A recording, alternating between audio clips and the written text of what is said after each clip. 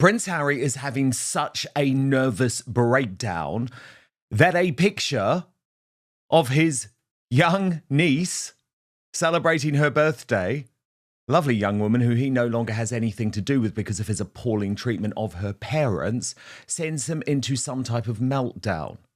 The biggest meltdown he's feeling right now is as a result of his erasure by his father, King Charles, from Highgrove. Yes, this was before the appalling behaviour. This is now. Do you notice the picture that's missing from the wedding? For very good reason. I reckon Camilla probably chucked it in the bin, actually. But let me show you why Prince Harry is apparently having this breakdown, with friends revealing to Richard Eden how the lovely new image of Charlotte left him feeling very sad.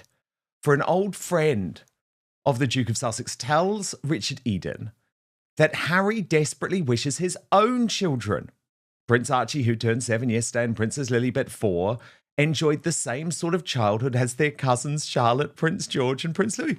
Who took that right and that opportunity away from them? Chickens coming home to roost is the saying that rings a bell here. This is what the pal told Mr. Eden. Archie and Lily are having a lovely time in California, a lovely time as prisoners in that mansion. But Harry is very sad that they are missing out on life with the rest of their family. During his return visit to Britain last September, Harry told a friend that he and his wife Meghan plan to educate their children in this country, meaning the UK. Harry feels his children are missing out on the extensive family network that their cousins are enjoying, explained the chum, referring to Prince William and Catherine's offspring, who all currently attend the same public school, £32,000 per year, Lumbrook. Harry wants his children to have the very best education, the friend added. He has retained his closest friendship group of confidants from his days at Highgrove and Eton. He wants that for his own children. Now, again, there's a lot of propaganda being put out there. Can I just tell you, he hasn't maintained the friends and the confidants from his school days, because I know some of those guys, and they find his behaviour truly reprehensible. They find the way that he treats the British royal family truly reprehensible. So can we please stop this propaganda that Harry is still in touch with all of these old mates? No. Most of them think that he is a scumbag and feel like the rest of the British public. The friend conceded that Harry might have a challenge selling his plan to Meghan. Oh yeah, no sugar, Sherlock. Who is said to consider sending children to boarding school barbaric. Well, that is a dig. Can I just be clear about what's going on here? That is a dig at Prince William and Catherine, who are probably intending to send Prince George to a boarding school. And so now we have Meghan, who I think is anything but Mother of the Year, describing William and Catherine as barbaric. Sickening. This is also sickening and desperate. The pal went on, there is still some negotiation for Harry to have with Meghan. The king, however, is delighted. No, he's not. Again, can we please stop this propaganda suggesting that in some way the king, who has now cut all contact with Harry, really gives a damn about his pie-in-the-sky plans. Actually, what he wants is Harry not causing trouble and not causing difficulty. And if he were to return to the United Kingdom, bring the children back to attend school here, guess what? That would immediately cause trouble and difficulties for the king. That comment, though, Richard Eden goes on, suggests that the Duke had mentioned his plans to educate his children in Britain to his father, who he met for tea at Clarence House last September. Given the ages of Archie and Lilibet, who were controversially given Queen Elizabeth II's family pet name, they are unlikely to be sent to boarding school across the Atlantic anytime soon. Meanwhile, their cousin Prince George is expected to start boarding school, probably Eton College, that's what I believe, in September. Now, as the Royal Grift put it, after having to put up with that, these royal reporters are the reason for a lot of this gaslighting. Are you effing kidding me with this bullshit? We are sick of these two. Let them sort it out privately. But here is how Richard Eden responded. Trouble brewing in Montecito.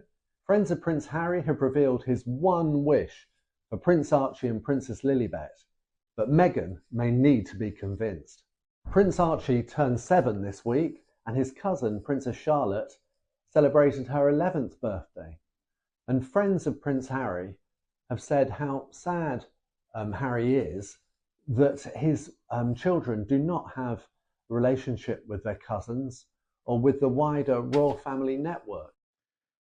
I mean, P-Dina, royal YouTube sensation, by the way. Hello, welcome. Great to have you back on Outspoken. Sorry, I'm just so into this story. Yeah. You know, I actually agree with the royal grift on this. Like, what is Richard Eden trying to suggest here? What is he playing at? And actually, everyone needs to see through what this is. Total propaganda from Team Harry and Meghan, full of lies, attempting to do down William and Catherine by describing them as barbaric, attempting to do down William and Catherine for putting out a lovely picture of Charlotte. I mean, it's just nuts. And also, I think totally misrepresenting where the king actually stands in regards to Harry today.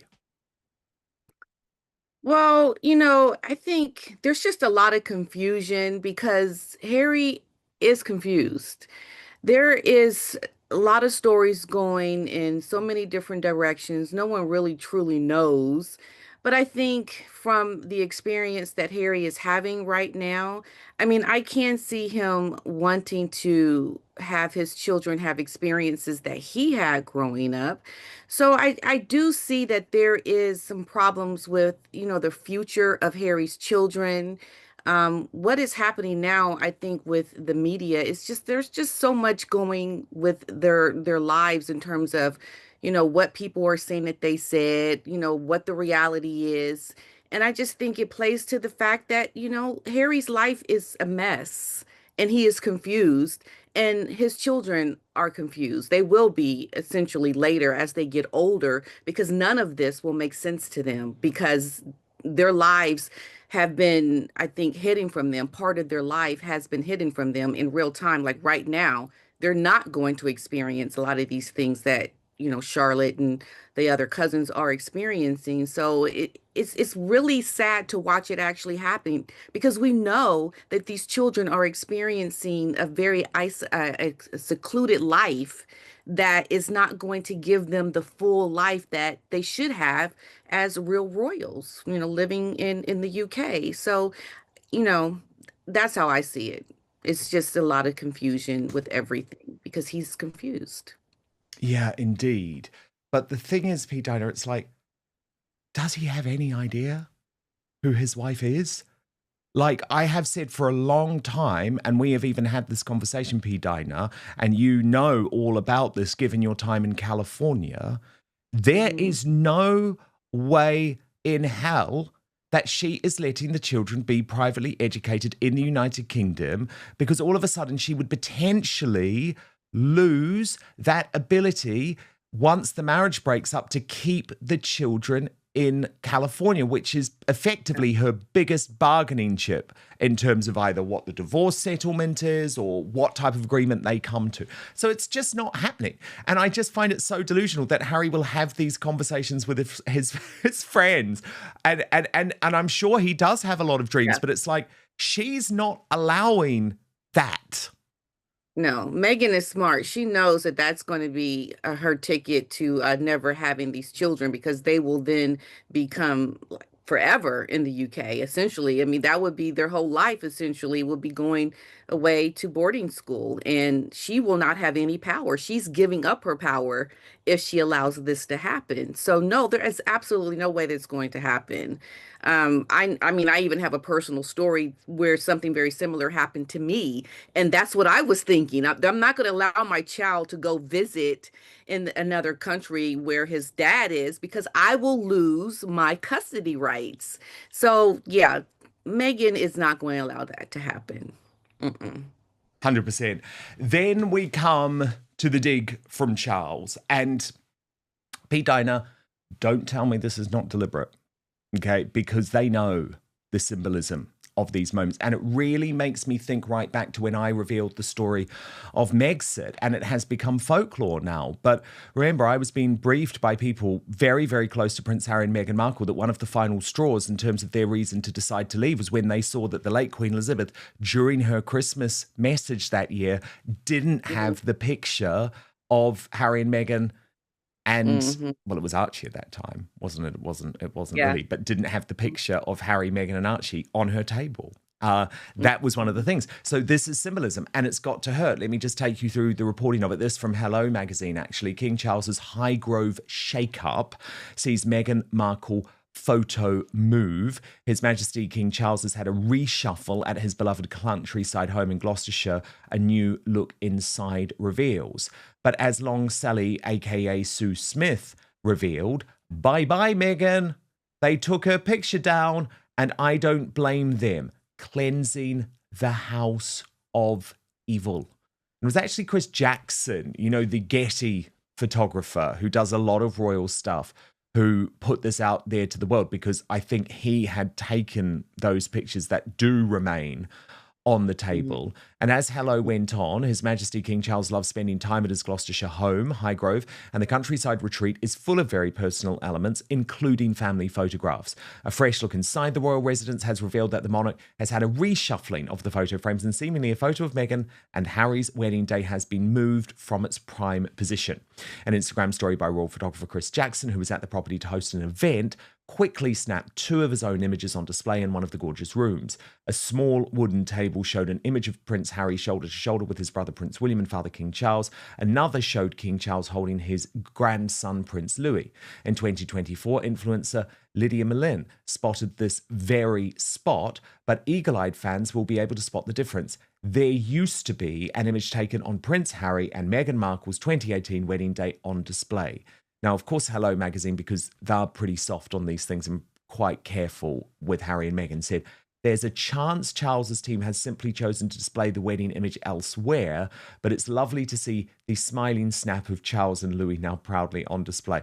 I mean, pull the other one, P-Dina. Of course, this is not a coincidence. This is absolutely symbolism, and it backs up what I have been reporting earlier in the show, which is that this delusion that Harry has that things are great between him and Charles is increasingly out of touch with the reality of how Charles actually feels.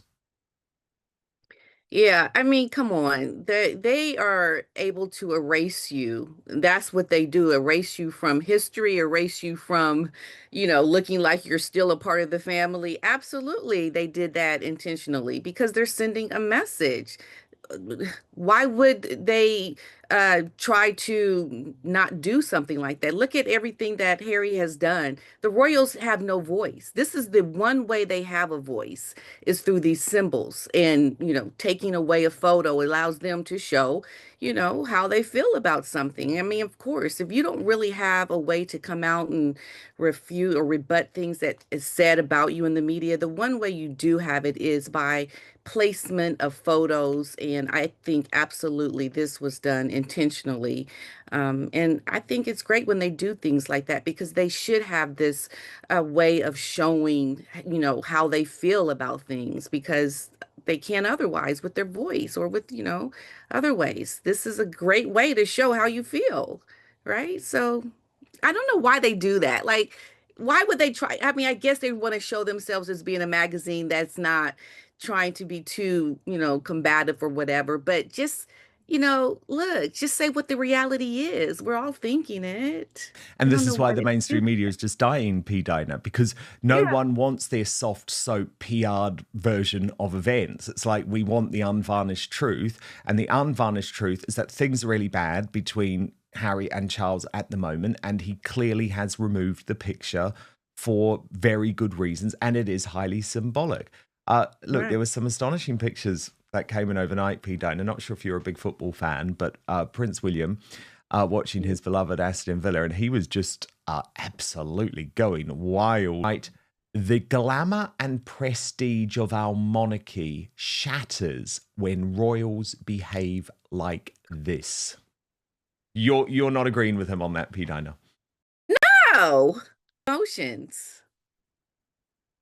Right? Like the man I was thinking, P-Dina, do you remember the late Queen when she used to watch her horses? The horses, and she and the Queen Mother, and no one was saying, oh, she's taking away the dignity of the monarchy. Do you like the Queen would be, right, I like remember that, that. like, oh, and with their binoculars, and I Yeah. think it's really out of On. touch, people criticizing William for this. I think people actually love seeing William like We this. love this. We want to see our future king show emotions, real emotions that we too can relate to. Okay, this makes him human. This humanizes this man. Stop making him like someone that has to be so well contained to a stiff upper lip. This is a new day, a new time.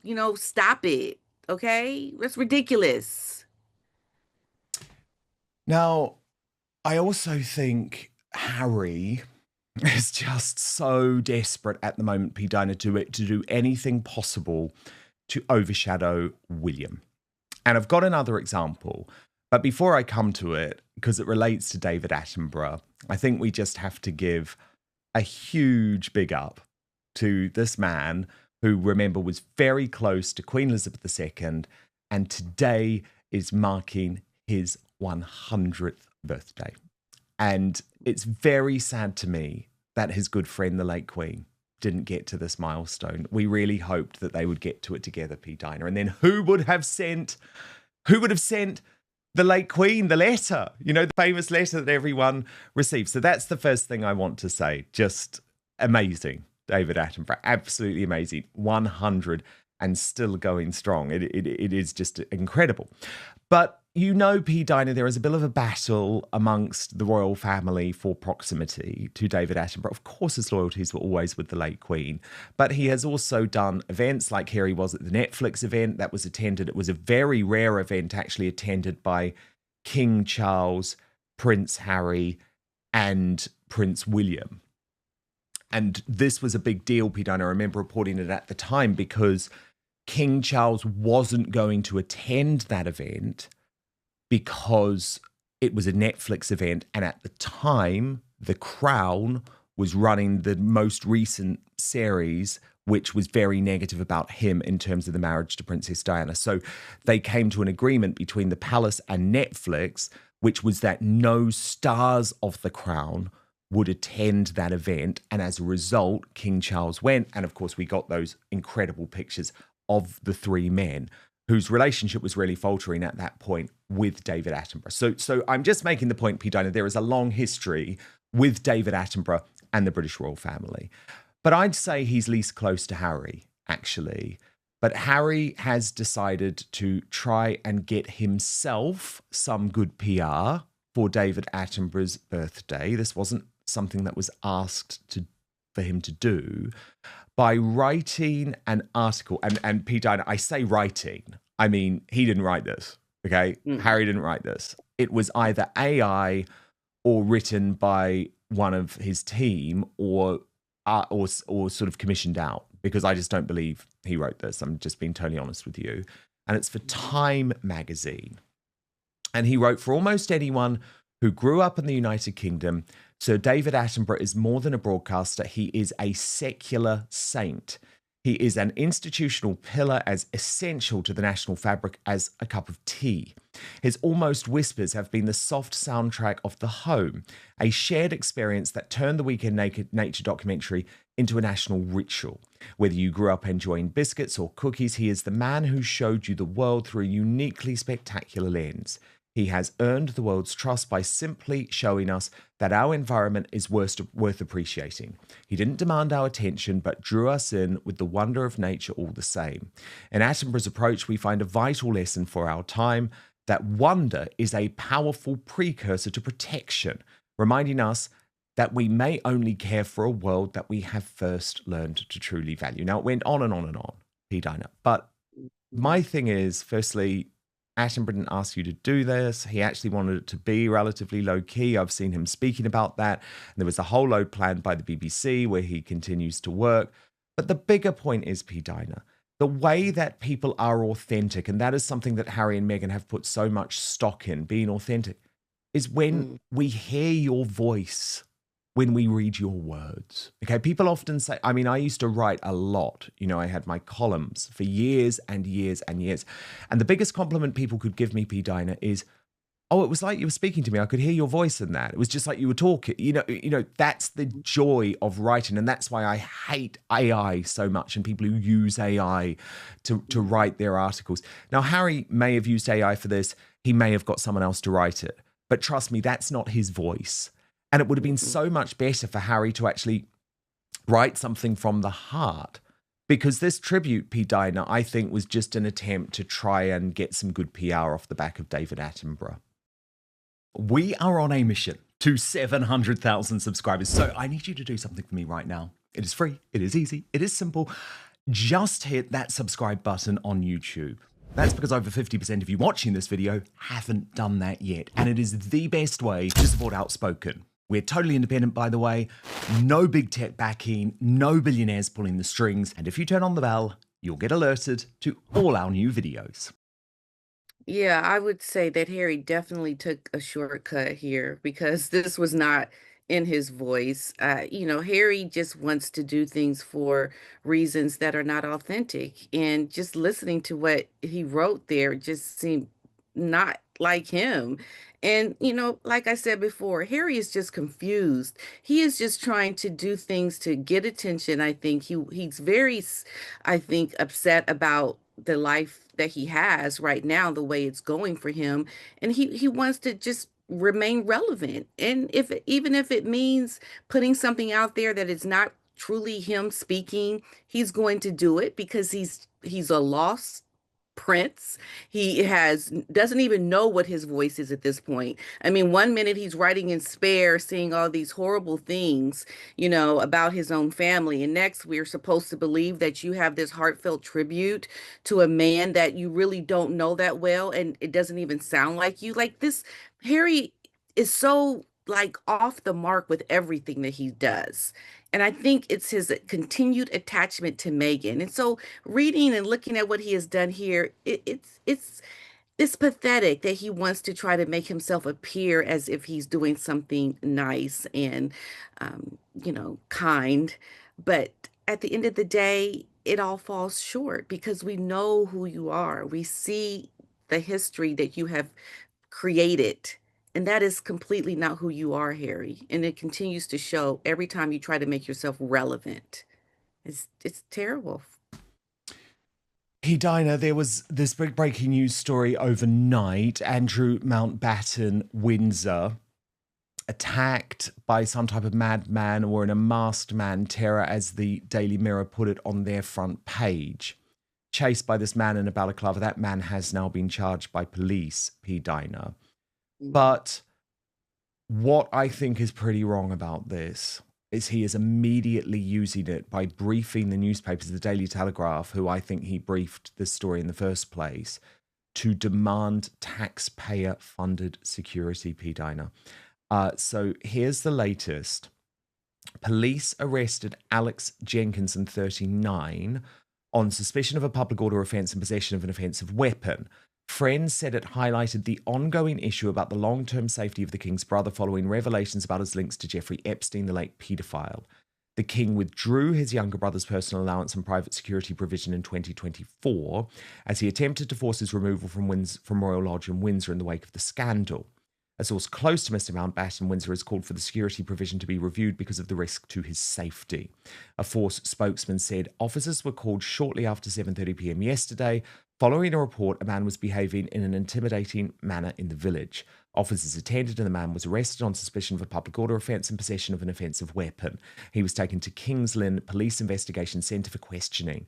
Alex Jenkinson, aged 39 and of Stowmarket, Suffolk, has since been charged with 2 counts of using threatening, abusive or insulting words or behaviour to harass someone or cause alarm or distress and failing to provide a specimen of blood in custody. He has been remanded in custody and is due to appear at Norwich Magistrates Court tomorrow. But then a source close to Mr. Mountbatten, Windsor, told the newspaper, even though Andrew is no longer a working member of the royal family, the threat to his personal safety is greater than ever.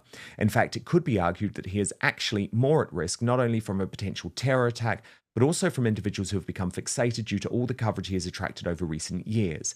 This incident clearly demonstrates why his security provisions need to be appropriate for someone with a high profile. There should be a review which gives proper consideration to Andrew in the light of what has happened. Now, P-Dina, this has, got a lot of anger.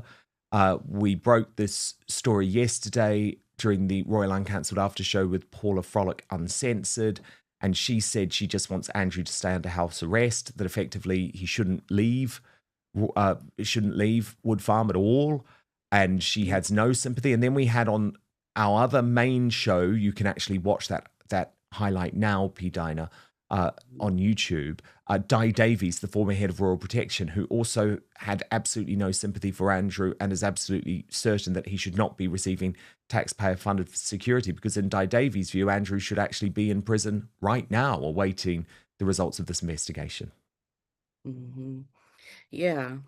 You know, while listening to this story, I was thinking, yeah, this man has done some things that he needs to atone for, and he hasn't. He essentially being on house arrest is not really a true punishment, but he should have to just stay in his home, not leave. And I think if he wants to have any kind of protection, what has he done to try to show paying back to society? What has he had to do to show reparations in a sense? Like, okay, can he do something to I guess warrant any kind of protection for him?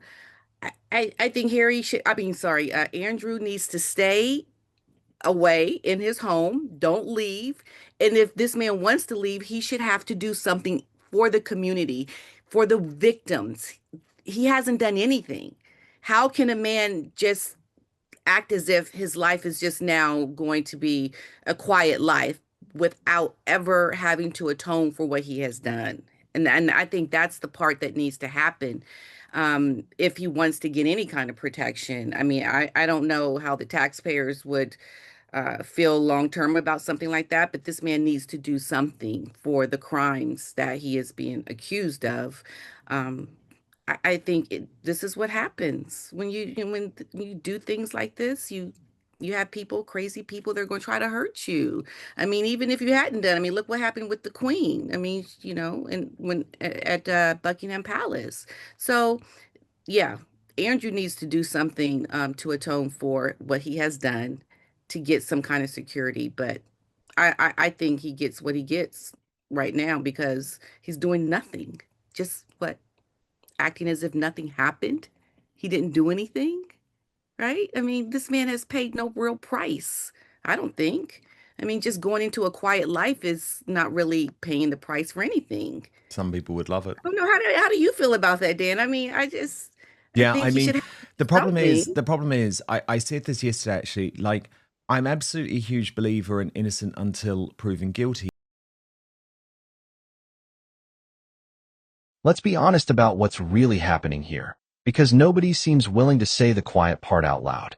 Prince Harry is reportedly feeling a wave of sadness after seeing the new birthday images of Princess Charlotte, and the media is framing this like it's some heartwarming story about a grieving uncle who misses his family.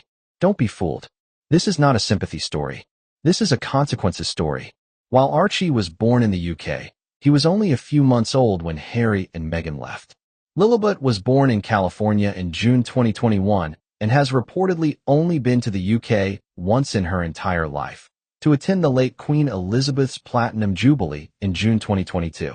Archie and Lilibet do not appear to have any close ties to their cousins, who all attend Lambrook School together. Harry made a choice. A very loud, very public, very lucrative choice. He wrote a book about it. He did a Netflix documentary about it. He took the money, took the Montecito mansion, and took aim at everyone who loved him. And now, when he sees Charlotte turning 11, thriving, glowing, beloved, he wants to feel sad about it?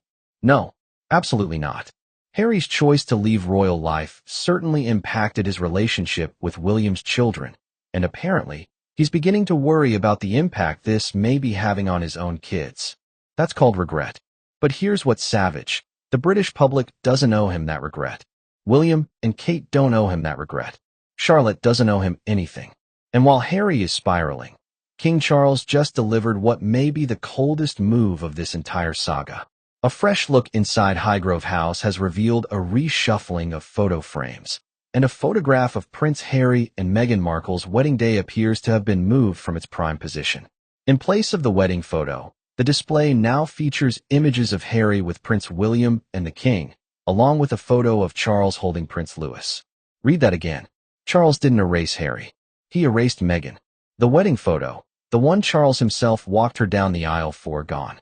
Replaced with images of the men of the family. His bloodline. That is a deliberate, calculated, deeply personal message. Royal expert Duncan Larkham says the king is full of regret over the whole situation, that he wouldn't have wanted it to go this way, and has spoken about how much he enjoys being a grandparent. But regret doesn't mean forgiveness. And this photo reshuffle says more than any palace statement ever could. Here's my take, and I'm not backing down from this. Meghan Markle is being quietly written out of the royal story in real time. Not with drama, not with an announcement. Just, slowly, photo by photo, event by event, erased from the walls, the websites, and the public narrative. And Harry? He's watching it happen and he can't stop it, because he handed over the one thing that gave him leverage, his place inside the institution. Reports suggest Harry and Meghan are losing trust in the royal family, with experts noting that King Charles and Prince William are hesitant to reach out to Harry due to fears of potential future public disclosures. Think about that. The King of England is reportedly afraid to call his own son, not because he doesn't love him, but because he doesn't trust what Harry might do with that phone call. That is a devastating place for any family to be. And here's what nobody is asking, but everyone should be.